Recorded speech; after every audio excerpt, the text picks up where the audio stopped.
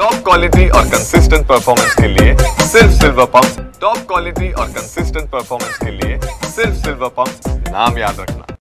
मराठवाड्यासह हिंगोली जिल्ह्यातील शेतकरी ह्या नाही त्या कारणाने नेहमीच अडचणीत असतात।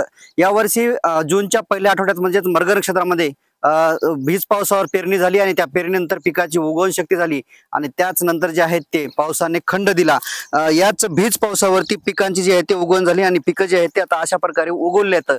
कुठेतरी आता जुलै जे आहे तो शेवटच्या टप्प्यामध्ये आहे। जुलैची आज जवळपास 20 तारीख आहे आणि 20 तारखेचं या कपाशीचं आपण बघतो की हे कपाशीची वाढ व्हायला पाहिजे होती, मात्र पाऊसच नसल्याने जे आहे ते या कपाशीची वाढ कुठलेली आहे।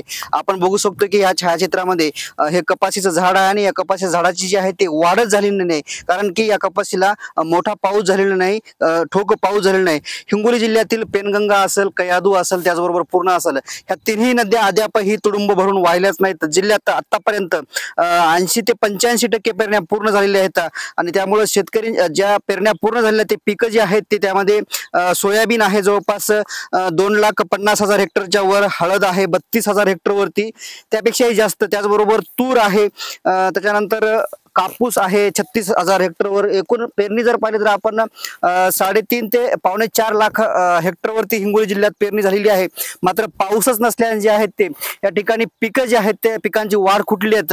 दुसरीकडे बघायला गेलं तर जिल्ह्यातले ओढे, नदी, नाले कोरडे ठाक आहेत, कारण की जुलै आता शेवटच्या टोकाकडे जात आहे। जुलै जे आहे ते 20 तारीख ओलांडत आहे। असं असताना जिल्ह्यातील अनेक विहिरीने जे आहेत ते तळ गाठलंय।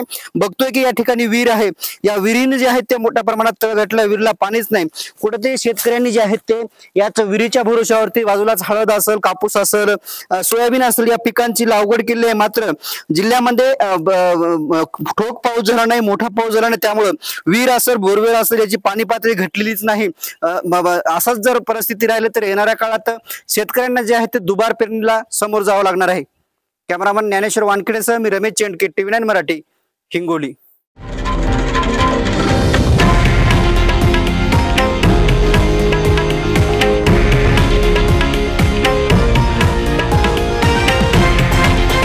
हे आहे देशातील नंबर 1 न्यूज नेटवर्क आणि आपण पाहत आहात TV9 मराठी, एकमेव।